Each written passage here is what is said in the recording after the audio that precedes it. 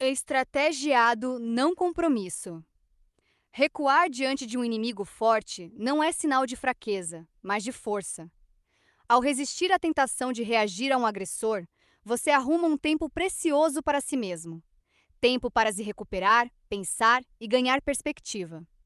Deixe seus inimigos avançarem. Tempo é mais importante do que espaço. Ao se recusar a lutar, você os deixa furiosos e alimenta sua arrogância. Em breve, eles vão se exigir mais do que suportem e vão começar a cometer erros. O tempo os revelará como precipitados e você como uma pessoa prudente. Às vezes, você consegue mais se não fizer nada. 168 Estratégia 11. Recue para avançar. No início da década de 1930, Mao Tse-tung era uma estrela em ascensão no Partido Comunista Chinês. Uma guerra civil havia estourado entre comunistas e nacionalistas. Mao liderava campanhas contra os nacionalistas, usando táticas de guerrilha para vencê-los sempre, apesar de estar em número muito inferior. Ele também serviu como presidente do governo comunista chinês em sua fase inicial, e seus provocantes ensaios sobre estratégia e filosofia eram lidos por quase todo o mundo. Nisso surgiu uma luta de poder entre os comunistas. Um grupo de intelectuais educados no pensamento soviético, conhecidos como os 28 bolcheviques, tentaram ganhar o controle do partido. Eles desprezavam Mao, vendo seu gosto por guerrilhas como um sinal de timidez e fragilidade, e de sua defesa de uma revolução camponesa retrógrada. Em vez disso, ele defendia uma guerra frontal, ou seja, combater os nacionalistas diretamente pelo controle de cidades e regiões chaves, como os comunistas haviam feito na Rússia. Aos poucos, os 28 bytes isolaram Mao e o despojaram tanto do poder político como do militar. Em 1934, eles o colocaram praticamente em prisão domiciliar em uma fazenda em Hunan. Os amigos e camaradas de Mao acharam que ele havia sofrido uma atordoante queda desde as graças do partido. Mais perturbadora do que a queda em si, entretanto, era sua aparente aceitação do fato. Ele não reuniu defensores para revidar. Ele parou de publicar. Ele efetivamente desapareceu. Talvez os 28 bytes tivessem razão. Mao era um covarde. Naquele mesmo ano, os nacionalistas, liderados pelo general Chiang Kai-shek, lançaram uma nova campanha para destruir os comunistas. O plano era cercar o Exército Vermelho em suas cidadelas e matar até o último soldado. E desta vez, parecia provável que eles conseguiriam. Os 28 bytes revidaram com bravura, lutando para manter as poucas cidades e regiões sob controle comunista. Mas os nacionalistas estavam em maior número, estavam mais bem equipados e tinham conselheiros militares alemães para ajudá-los. Os nacionalistas tomaram cidade após cidade e lentamente cercaram os comunistas. Milhares desertaram do Exército Vermelho. Mas finalmente seus soldados restantes, uns 100 mil, conseguiram romper o cerco nacionalista e seguir para o noroeste. Mao juntou-se a eles em sua fuga. Só agora ele começou a falar abertamente e a questionar a estratégia dos 28 bytes. Eles estavam recuando em linha reta, ele se queixou, ficando mais fácil para os nacionalistas persegui-los, e estavam se movendo muito lentamente, carregando um excesso de documentos, arquivos e outros cacarecos de seus antigos escritórios. Estavam agindo como se todo o exército estivesse apenas se mudando de acampamento e planejando continuar a combater os nacionalistas da mesma maneira, lutando por cidades e terras. Mao argumentou que esta nova marcha não deveria ser um recuo momentâneo para um terreno mais seguro, mas algo maior. Todo o conceito do partido precisava ser repensado. Em vez de copiar os bolcheviques, eles deveriam criar uma revolução distintamente chinesa, baseada na classe dos camponeses, o maior grupo populacional da China. Para isto, eles precisavam de tempo e liberdade de ataque. Eles deveriam seguir para o sudoeste, para os extremos mais distantes da China, onde o inimigo não poderia alcançá-los. Os oficiais do Exército Vermelho começaram a ouvir o que Mao dizia. Suas táticas de guerrilha tinham tido sucesso antes, e a estratégia dos 28 bytes estava nitidamente fracassando. Aos poucos, eles foram adotando suas ideias. Viajavam com menos bagagem, movimentavam-se apenas de noite, fingiam que iam para um lado e depois iam para outro, a fim de confundir o faro dos nacionalistas. Onde fossem, faziam comícios para recrutar camponeses para sua causa. De algum modo, Mao havia se tornado o líder de fato do exército. Embora em número menor, em uma proporção de 100 para 1, Sob sua liderança, o Exército Vermelho conseguiu escapar dos nacionalistas e, em outubro de 1935, chegou às regiões mais remotas da província de Shanxi, onde finalmente ficaram a salvo. Depois de cruzar 24 rios e 18 cadeias de montanhas e ter acidentes quase fatais, o exército chegou ao fim de sua longa marcha. Ele estava radicalmente reduzido. Agora eram apenas 6.000 homens. Mas um novo tipo de partido tinha sido criado. O tipo que Mao queria desde o início. Um grupo resistente de dedicados seguidores que acreditavam em uma revolução camponesa e abraçaram as lutas de guerrilha. A salvo de ataques em Shanxi, este partido purificado aos poucos conseguiu, primeiro, se recuperar, depois, espalhar seu evangelho. Em 1949, os comunistas finalmente derrotaram os nacionalistas de uma vez por todas e os exilaram da China continental. Interpretação: Mao nasceu e foi criado em uma fazenda, e a vida em uma fazenda chinesa podia ser dura.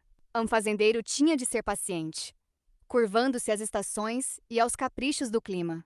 Milhares de anos antes, a religião taoísta havia surgido desta vida dura. Um conceito-chave no taoísmo é o De Wei Wu, a ideia de ação pela inação, do controle de uma situação ao não tentar controlá-la, de governar abdicando do governo. Wei Wu envolve a crença de que, ao reagir e lutar contra as circunstâncias, ao viver constantemente em luta, você na verdade anda para trás, criando mais turbulência em seu caminho e dificuldades para si mesmo. Às vezes é melhor ficar em repouso, não fazer nada e deixar o inverno passar. Nessas horas, você pode se recompor e reforçar sua identidade. Tendo crescido em uma fazenda, Mao havia assimilado estas ideias e as aplicava constantemente na política e na guerra. Em momentos de perigo, quando seus inimigos eram mais fortes, ele não temia recuar, embora soubesse que muitos veriam isto como um sinal de fraqueza. O tempo, ele sabia, revelaria os furos na estratégia de seus inimigos, e ele usaria esse tempo para refletir sobre si mesmo e ganhar perspectiva sobre toda a situação. Ele fez de seu período de afastamento em Hunan não uma 6 na 4ª posição. Significa, o exército recua, sem culpa. Diante de um inimigo superior, com quem seria inútil travar uma batalha, um recuo disciplinado é o procedimento correto, porque ele salvará o exército da derrota e da desintegração. De modo algum, é um sinal de coragem ou força, insistir em entrar em uma luta sem esperanças, sejam quais forem as circunstâncias. I Ching, China, século V depois de Cristo. 170. Estratégia 11. Humilhação negativa, mas uma estratégia positiva. Da mesma forma, ele usou a longa marcha para forjar uma nova identidade para o Partido Comunista, criando um novo tipo de crente. Quando seu inverno passou, ele ressurgiu, seus inimigos sucumbindo às suas próprias fraquezas, ele mesmo reforçado por um período de recolhimento. A guerra engana. Você pode pensar que é forte, que está fazendo avanços contra um inimigo, mas o tempo talvez mostre que você está, na verdade, marchando para um grande perigo. Você nunca pode saber realmente, visto que nossa imersão no presente nos priva da verdadeira perspectiva. O melhor a fazer é se livrar dos modelos preguiçosos, convencionais de pensamento. Avançar nem sempre é bom, recuar nem sempre é fraqueza. De fato, em momentos de perigo ou dificuldades, recusar-se a lutar muitas vezes é a melhor estratégia. Ao se desvencilhar do inimigo, você não perde nada que seja valioso a longo prazo e ganha tempo para se virar para dentro, repensar suas ideias, separar os verdadeiros crentes dos parasitas. O tempo torna-se seu aliado, não fazendo nada externamente. Você ganha força interior, que se traduzirá em tremendo poder mais tarde, quando é hora de agir. Espaço eu posso recuperar. Tempo, nunca. Napoleão Bonaparte. Chaves para Guerral. O problema que todos enfrentamos na estratégia e na vida é que cada um de nós é único e tem uma personalidade única. Nossas circunstâncias também são únicas. Nenhuma situação jamais se repete realmente, mas quase sempre mal percebemos o que nos faz diferentes. Em outras palavras, quem realmente somos. Nossas ideias vêm de livros, professores, todos os tipos de influências invisíveis. Reagimos ao que acontece rotineira e mecanicamente, em vez de tentarmos compreender suas diferenças. Em nossas formas de lidar com as outras pessoas também, somos facilmente contagiados com o tempo e o humor delas. Tudo isto cria uma espécie de bruma. Deixamos de ver os acontecimentos pelo que eles são. Nós não nos conhecemos. Sua função como estrategista é simples: ver as diferenças entre você mesmo e as outras pessoas, compreender a si mesmo, seu lado e seu inimigo da melhor maneira possível, para ter uma perspectiva melhor do que está acontecendo, conhecer as coisas como elas são. No burburinho do dia a dia, isto não é fácil. Na verdade, você só poderá fazer isso se souber quando e como recuar. Se você está sempre avançando, sempre atacando, sempre reagindo emocionalmente ao que as pessoas fazem, não tem tempo para ganhar perspectiva. Suas estratégias serão fracas e mecânicas, baseadas em coisas que aconteceram no passado ou com alguma outra pessoa. Como um macaco, você vai imitar em vez de criar. Recuar é algo que você deve fazer de vez em quando, para se encontrar e se desligar de influências contagiosas. E a melhor hora para fazer isto é em momentos de dificuldade e perigo. Simbolicamente, o recolhimento é religioso ou mitológico. Foi só porque fugiram para o deserto que Moisés e os judeus foram capazes de solidificar sua identidade e ressurgir como uma força social e política. Jesus passou os seus 40 dias no deserto. E Maomé também fugiu de Meca em uma época de grande perigo para um período de recolhimento. Ele e apenas um punhado de seus defensores mais dedicados usaram este período para aprofundar seus vínculos, para compreender quem eles eram e o que defendiam, para deixar o tempo agir. Em seguida, este pequeno bando de fiéis ressurgiu para conquistar Meca e a Península Arábica, e depois, após a morte de Maomé, derrotar os bizantinos e o Império Persa, espalhando o islamismo por vastos territórios. No mundo todo, cada mitologia tem um herói que se recolhe, até para o próprio Hades, no caso de Ulisses, para se encontrar. Se Moisés tivesse ficado e lutado no Egito, os judeus seriam uma nota de pé de página na história. Se Maomé tivesse atacado seus inimigos em Meca, teria sido esmagado e esquecido. Quando você luta com alguém mais poderoso, perde mais do que suas posses e sua posição. Você perde sua capacidade de pensar direito, de se manter à parte e distinto. Você nem pode imaginar como fica infectado com as emoções e a violência do agressor. Melhor fugir e usar o tempo que sua fuga lhe dá para se voltar para dentro. Deixe que o inimigo tome terras e avance. Você vai se recuperar e virar a mesa quando chegar a hora. A decisão de recuar não mostra fraqueza, mas força. É o auge da sabedoria estratégica. A essência do recolhimento é a recusa em combater o inimigo de qualquer maneira, seja psicológica ou fisicamente. Você pode fazer isso defensivamente para se proteger, mas também pode ser uma estratégia positiva. Ao recusar a lutar contra inimigos agressivos, você pode, na verdade, enfurecê-los e desequilibrá-los. Durante a Primeira Guerra Mundial, a Inglaterra e a Alemanha lutaram uma guerra secundária no leste da África, onde cada uma delas tinha uma colônia. Em 1915, o comandante inglês, o tenente-general Jan Smuts, movimentou-se contra o exército alemão, muito menor, no leste da África Alemã, liderado pelo coronel Paul von Lettow-Vorbeck. Smuts esperava uma vitória rápida. Assim que ele acabasse com os alemães, suas tropas se mudariam para teatros mais importantes da guerra. Mas von Lettow-Vorbeck se recusou a combatê-lo e recuou para o sul. Smuts marcou atrás dele. Repetidas vezes, Smuts pensou que havia encurralado von Lettow-Vorbeck, só para descobrir que o oficial alemão tinha saído dali horas. Como atraído por um imã, Smuts seguia von Lettow-Vorbeck através de rios, montanhas e florestas. Suas linhas de suprimentos estendiam-se por centenas de quilômetros. Seus soldados agora estavam vulneráveis a pequenas, atormentantes ações dos alemães, que destruíam seu moral. Atolados em selvas pestilentas, conforme o tempo passava, oportunidades estão mudando sempre. Quem chega cedo demais foi muito longe, enquanto quem chega tarde demais não consegue alcançar. Como o Sol e a Lua fazem seus cursos, o tempo não acompanha as pessoas. Portanto, sábios não valorizam joias imensas tanto quanto valorizam um pouco de tempo. Tempo é difícil de encontrar e fácil de perder. Huainanzi, China, século II a.C., 172. Estratégia 11. Exército de Smuts era dizimado pela fome e doenças, tudo sem nunca enfrentarem uma verdadeira batalha. No final da guerra, Von Lettow-Vorbeck havia conseguido conduzir seu inimigo a uma caçada de gato e rato que durou 4 anos. Deixou amarradas forças inglesas valiosas e que não lhes deu nada em troca. Smuts era um líder persistente, meticuloso, agressivo, que gostava de derrotar seus adversários por meio de manobras no campo. Von Lettow-Vorbeck tirou proveito deste gosto.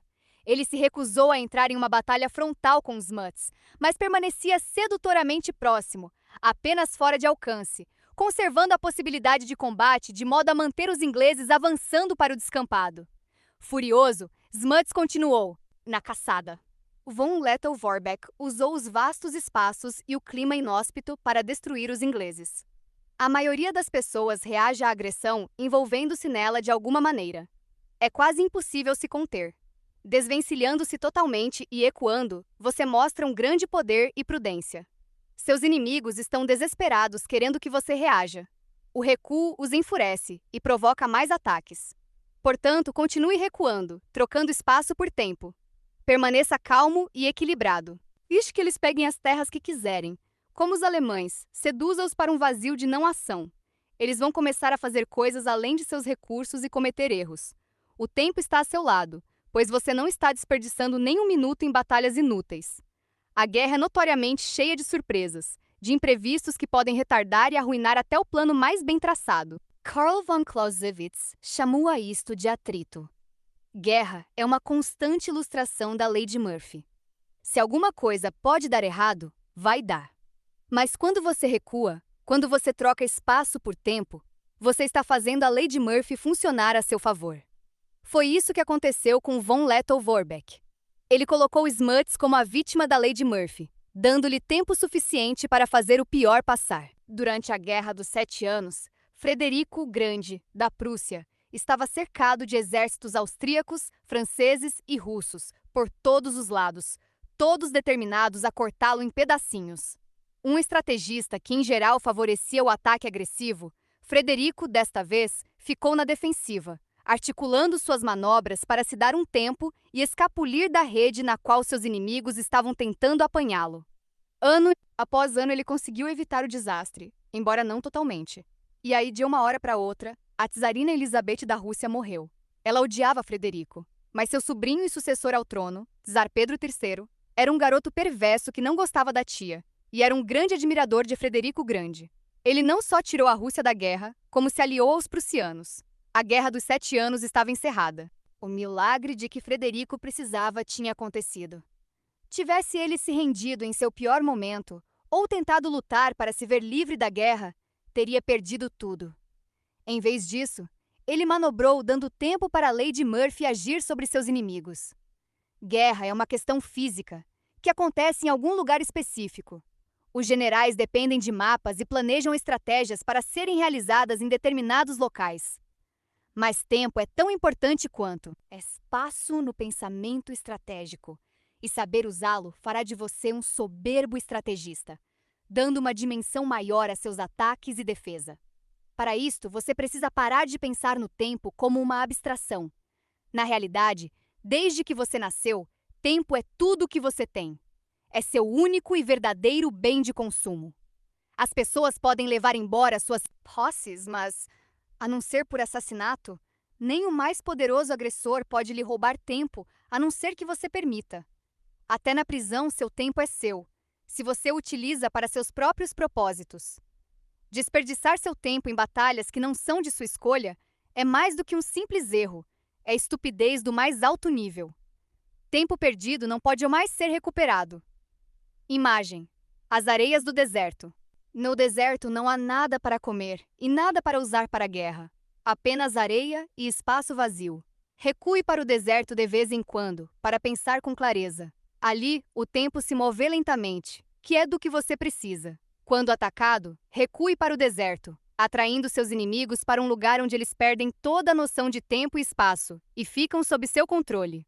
Autoridade: permanecer disciplinado e calmo enquanto espera que a desordem surja entre o inimigo.